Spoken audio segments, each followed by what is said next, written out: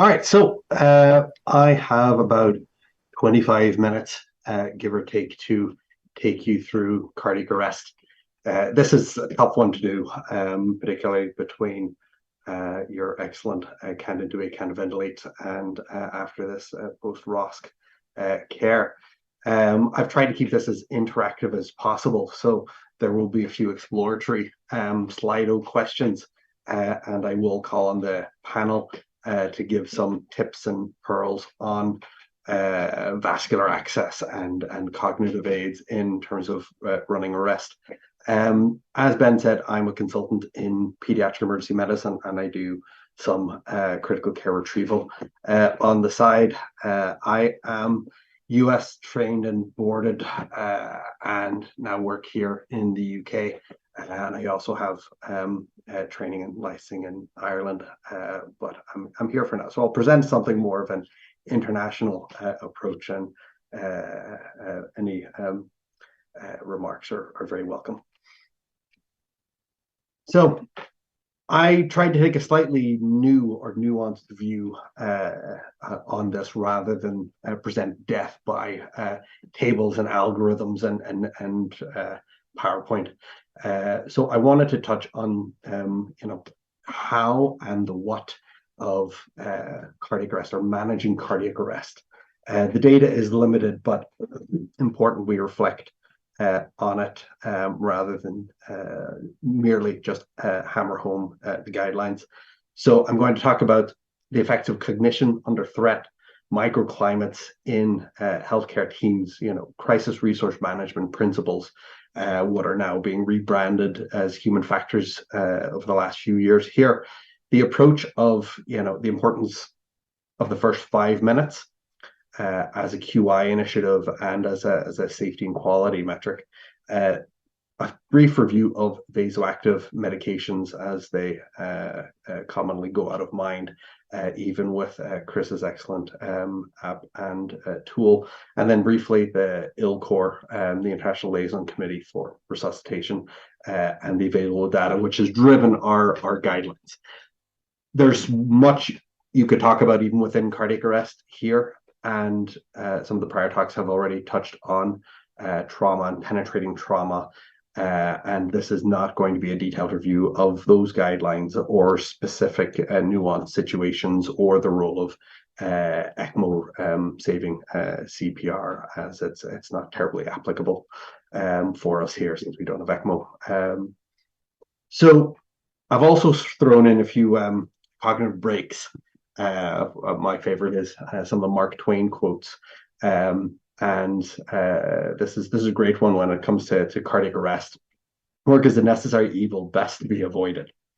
Cardiac arrest is the type of thing where it's much wiser to put all your efforts into avoiding it in the first place. And when you find yourself in it, you're really caught between a rock and a hard place. You end up, you do your best, but so much of the work, as Peter Donnelly spoke on, in that can intubate, can ventilate situation, is trying to avoid getting yourself in this position in the first place, if at all possible. Sometimes it's not. So one of the other pages I've taken out for teaching about cardiac arrest, although more commonly used in a simulation setting, is the basic assumption, and I still inherited this one from my time in Boston, talking about really complex, nuanced topics. It's very common for people to get defensive, for hearing and listening to close down. And so it's really important, particularly when you're in a group of medical professionals, that we recognize that everyone participating in these activities, whether it's this lecture or a sim, is intelligent, well-trained, cares about doing their best, and actually wants to improve. And that really sets the scene for trying to learn about complex and difficult situations. This is actually a Churchill quote. "I'm always ready to learn, although I do not always like being taught." This is very much applied when you're trying to teach these high stress situations. How do we do better? What is mastery learning in the setting of team resuscitation and cardiac arrest? While early in all of our medical and nursing careers, we learn, first of all, about what do we do? What do we do in this situation? But oftentimes, the second half, which is almost as important, is the how. How do we do it? And this is what really freaks out a lot of people in cardiac arrest, and in particular, pediatric cardiac arrest. It's a child. How do you approach it? What do you do? It's very easy for a lot of us who have done this and have decades of training to sit up and talk about how we do it. But the fear of the approach, the chaos of the room is oftentimes people's biggest concern. This reflects the crisis resource management, your human factors. How do you deal with crowds and noise? Do you use a SEP tool? What cognitive aids do you rely on? And then secondly is the what do you actually do? And this is what informs our practice from guidelines from resuscitation councils, depending on where you're at. The American Heart, the European Resuscitation Council, RCUK, ALSG, etc.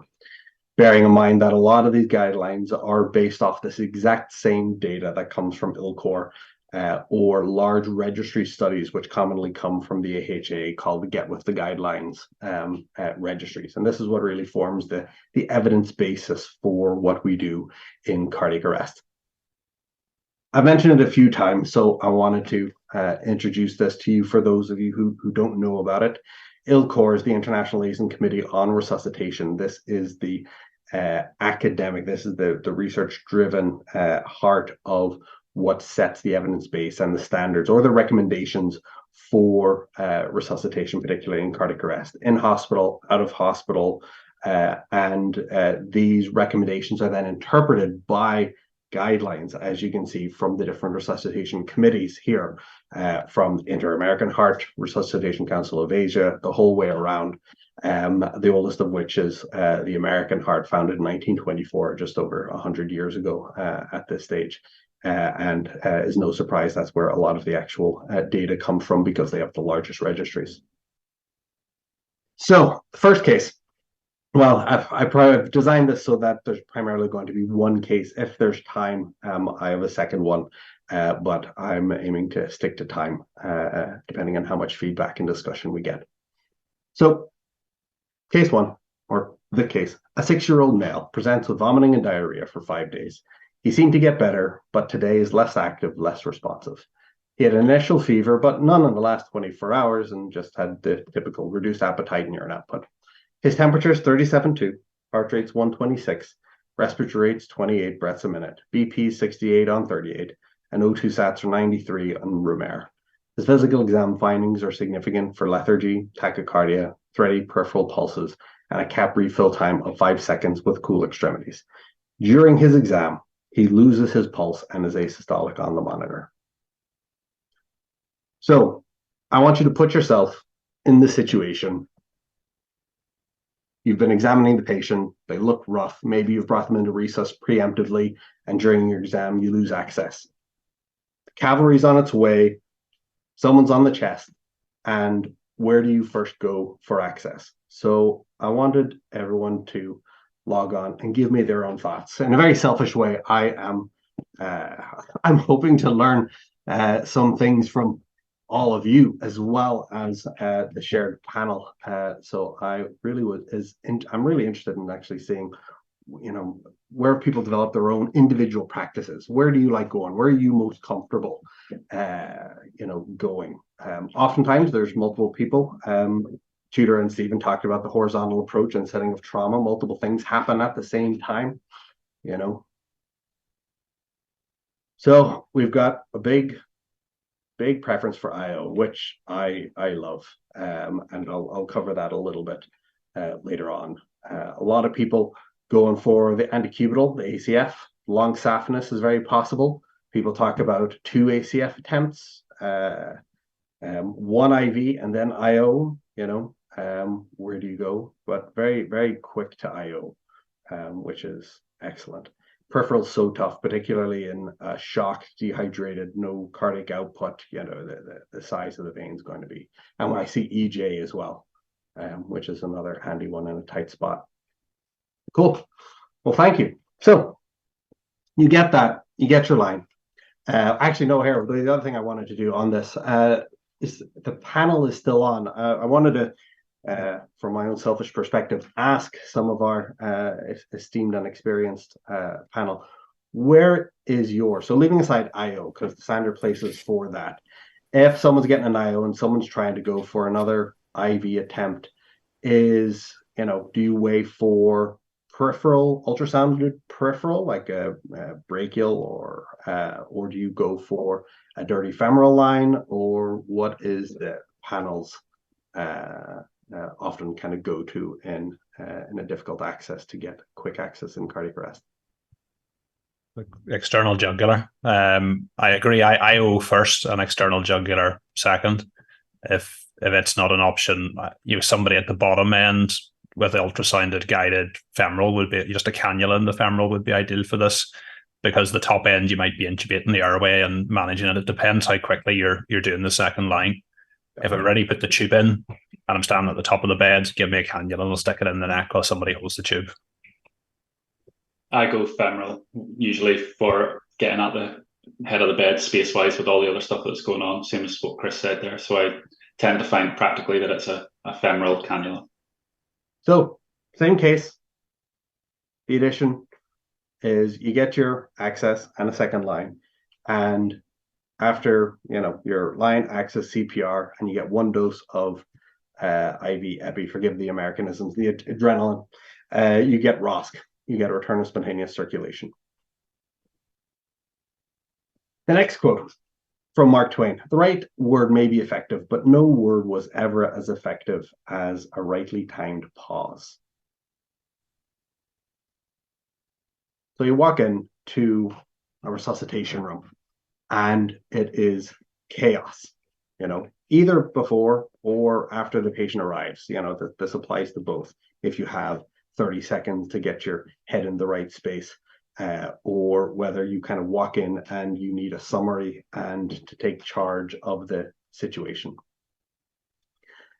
These things that you rely on, pauses, tools, things that you use, cognitive aids, that allow you to cognitively offload in some of the most, high stress, low frequency events that we manage, in medicine, in healthcare. I wanted, again, in the same kind of way, to get everyone's perspective. What have you guys used, developed, discovered in your travels and all the places that you've worked? What is most, we love our acronyms, what is our most favorite cognitive aid that you go to? I'll say my one really is the stop clock. My first crutch walking into a cardiac arrest in a kid is the stop clock, and my Belfast colleagues laugh at me because I got in within a few months of starting here 2 stop clocks over the 2 trauma bays in our resus room, because I want to know, down to the second, where are we at? Which 2-minute cycle? Are we at the first round? Have we hit the second round? Are we 4 minutes? Are we still non-shockable? Where are we going? So for me, my biggest cognitive aid and crutch that I use is the stop clock. Wet flag, absolutely fabulous. That's often kind of getting done in the background. Someone already has that up. Our nurses in Belfast here are outstanding for having that straight up first one there. Thinking out loud is a fabulous one. Closed loop communication, read back, feedback is critical. For those of you who aren't as familiar, might be slightly Americanized at this stage, the closed loop is the repetition afterwards, and so that following up on the leader's part is no longer necessary. I will come back and let you know when this is done. H&Ts, roles, algorithms, sound on the monitor. That can be a tough one because oftentimes the room is so crazy. You're trying to listen to the monitor or the tone of your SATs, beeping, and you probably aren't going to hear it, particularly in the ED if it's that chaotic. In an elective theater setting, it's a little quieter. Roll define. It is great. I love that we're getting so many different tools, and I think it really speaks to the value. Everyone's seeing different things and what do they actually rely on. And so everyone, feel free to, take a snapshot of that. You can see what everyone's using, to keep their head when others are losing theirs in a cardiac arrest setting. So how does our thinking change? Cognition and behavior are under threat is the terminology. How do we as leaders, how are our thinking patterns? What are the systematic errors of thinking, our heuristics, when we're put under pressure? We perceive the threat and crisis initially. This obviously leads to psychological stress, anxiety, and the physiological arousal. The sweaty palms, the tremulousness that you experience, every time, even though you know what's coming. This goes and can be defined or divided into restrictions in your thinking and your processing, and then, actual behavior as well. In terms of your thinking and processing, you rely on your prior expectations. This is your representativeness, kind of bias. A kid comes in, was hit by, a car, you come in and, says cardiac arrest, you get ROSC and you're focused on the head. It's like, okay, there's going to be an isolated head and maybe you're going to miss, the belly or the leg or, or the back if you don't roll them over in a timely, in a timely fashion. Your attention towards dominant cues, the big dramatic things, draw your eyes, draw your attention, and away from your peripheral ones, which again comes back to what you already identified yourselves in terms of the need for your acronyms, your algorithms, your systematic approach. But your behavior is also impacted. You've got the tendency towards well-learned dominant responses. The Navy have the great saying that while you may rise to the occasion, you often fall to the level of your basic training. So when you're put under stress, you will default to your well-learned, your dominant responses. If you've seen a lot of them, you'll typically tend to fall into the same pattern because that's what you know, that's what you've done before. You rely increasingly on your leader. If you're not leading, if you're on the side, and you're on access or you're on airway, you're task fixated and you're relying on direction from the leader, and in the same, as applied to your drive.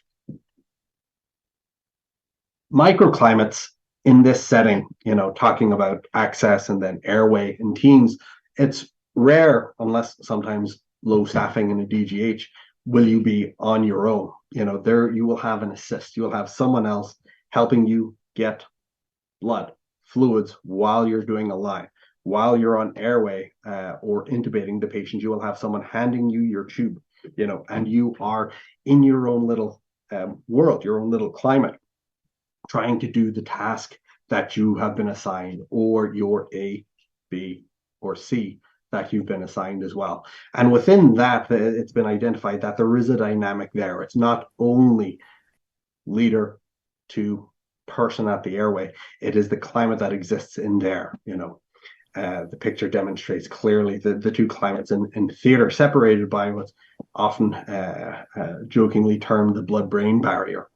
And two completely different conversations and worlds occur here without a lot of direct communication. The data is long-standing and shows that much thinking, acting, and non-acting communicating happens because of these sub-team dynamics, what goes on under the surface. And indeed, within microclimates, you can have distinct norms and understandings of the team and the situation that exist completely separately. So not only just are you focused on your task, which is a separate relevant point, but also, within 2 or 3 kind of microclimates, there can be a different understanding of the situation. It goes back to the Indian proverb of, the definition of the elephant by, different parts, one leg, the other leg, the trunk. Someone mentioned the crisis research management, and everyone kind of knows this, which again is another great kind of reflexive tool, and resource for these situations. They're not as practically or physically helpful as cognitive aids, but I use them on any debriefing session for a cardiac arrest or team. So going back to the case, so after fluid resuscitation, he's another cardiac event and again responds to adrenaline. He undergoes intubation and his now vital signs: temperature's 37, heart rate's 135, respiratory rate's 20, ventilated, BP 78 on 43, SATs are 97% on 50% FiO2. Lungs are clear, normal heart sounds, cap refill is improved at 3 seconds, pupils are good, glucose is fine. most appropriate next step in management for this patient is dextrose, adrenaline, sodium bicarb, or vasopressin? Perfect. Yes, adrenaline, particularly even peripheral adrenaline, is critical in this, because the time at which you're most likely to have a cardiac arrest is just after you've had a cardiac arrest. So the kid is still hypotensive. It could be cardiogenic shock deteriorating into asystolic cardiac arrest that eventually responded. However, he's still a bit hypotensive and tachycardic. IV adrenaline or epinephrine is most appropriate given its alpha and beta adrenergic effects, giving you both peripheral vasoconstriction and inotropy. Vasopressin, although useful for vasoconstriction, is usually reserved for catechol refractory hypotension, and while the kid's acidotic, the empiric use of sodium bicarb has not been shown to improve outcomes. As you all likely remember from some time in the past, your adrenaline and noradrenaline are your common go-to drugs for different types of shock, but adrenaline particularly in the post-arrest cardiac situation, primarily driven by your beta receptors at those lower doses, and you titrate to the patient accordingly. Just be aware you will get more alpha as you go to high dose on your epinephrine, on your adrenaline. So the first 5 minutes, to an approach, the recognition and the immediate treatment and time to adrenaline is, what really improves. QI and education initiatives have shown that this improves not only the quality of the resuscitation, so not only the start, but also the quality of this resuscitation. And there's been a number of studies done using video-assisted recording of resuscitations in this paper with 33 hospital mock codes. And also with 2 prior studies, particularly educating your resuscitation nurses in the ED and the ICU. Leadership and teamwork, looking again at the first 5 minutes, looking at retrospective video reviews, again, pre-arrival tasks. Most people have your wet fly, have set up your weight, your airway setup. 84% already have your adrenaline dose prepared, your defibs ready, and half of them had their IO kit out. Numbers were small. There was no real relationship between how long, the pre-arrival notification was given and the task completion in the ED setting.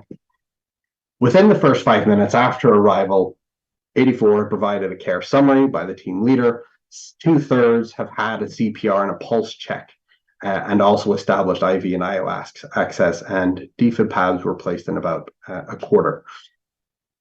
Most critical tasks done within a minute.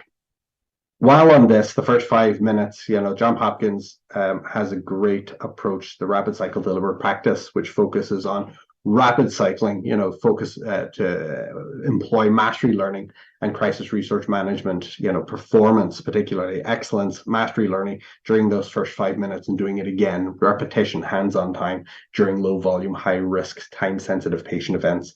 I've placed the link there, both for Hopkins and Debrief to Learn. It's another excellent resource for anyone looking to take this back.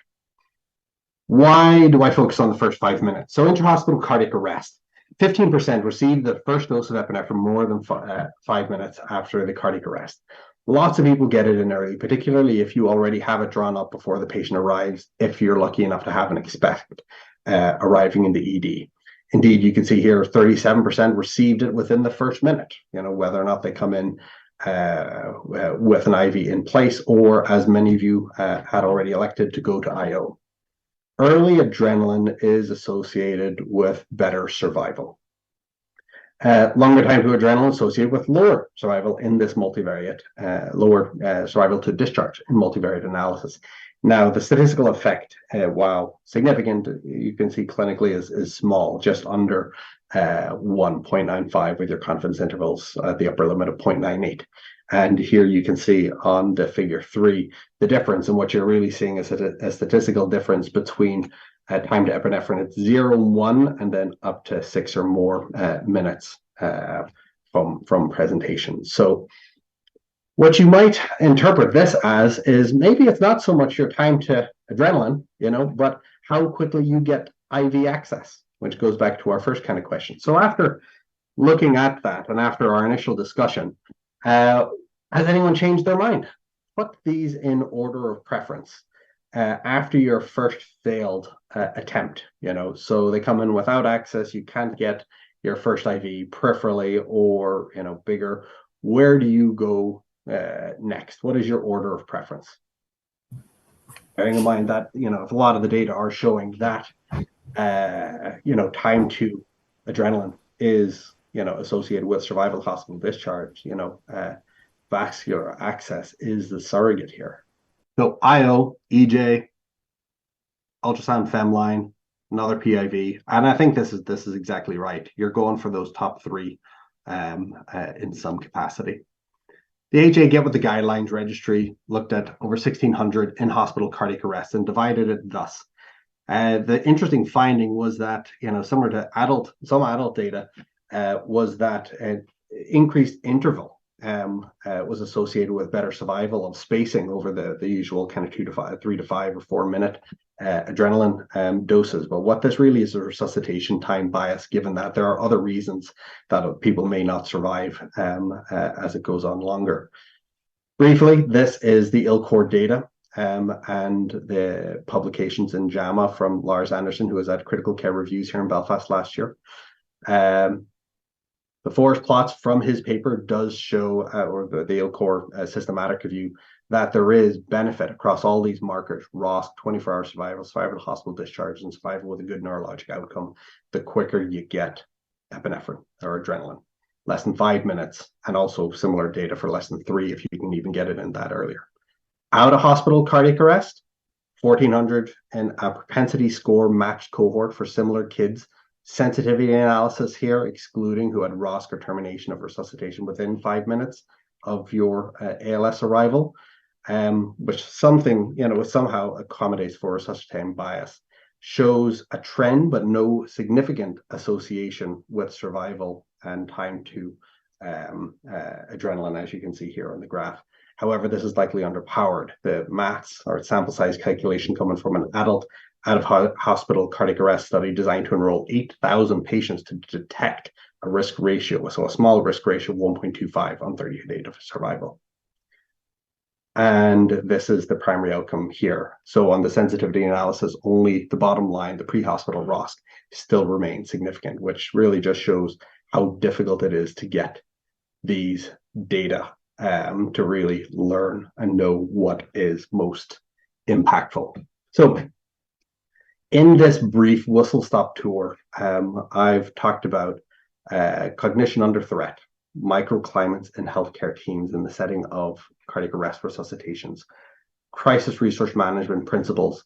I've hoped to impart to you the importance of the first 5 minutes, recognizing and time to adrenaline, a brief review of your vasoactive medications, and the introduction to ILCOR, who often offer academic help for conducting systematic reviews in this area if resuscitation is your thing, and some of the available data for pediatric in and out of hospital cardiac arrest, which really is the foundation for all of the resuscitation guidelines.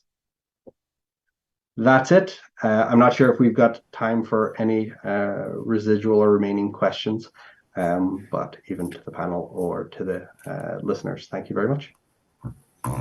Thank you, Peter. Really good, and nice to see a talk on cardiac arrest, which isn't just a list of algorithms, and making us think a bit more about why we do what we do and how we think about what we do. We probably have time for maybe two questions, if there is any from the panels or any comments from panel members. One of the things I find really useful during a cardiac arrest is to offload as much of the simple running of the arrest to the scribe as you can. So I'll ask them to call the pulse checks out. I'll ask them to call the adrenaline, and actually leave me just to think about what is going on with this patient. What do I need to do to find the reversible cause and do something about it? Whereas I find if you're actually trying to run the arrest and actually work out what's wrong, it can be a bit too much and do it effectively. And I think the other thing you talked about, Peter, was closed loop communication. It's really important because it's so easy when you are leading an arrest to ask somebody to do it, but unless you direct it to a particular person, everybody assumes that somebody else is doing it and it doesn't get done, or else 3 people go off to do the same thing. So actually that you're giving direct, clear instructions, but then also asking them to tell you when it's done allows you to know and check that off in your head that it's actually being done. rather Yeah, than the have to watch. cognitive offloading and the cognitive aids are the singular most important thing to kind of get through and keep everyone on task.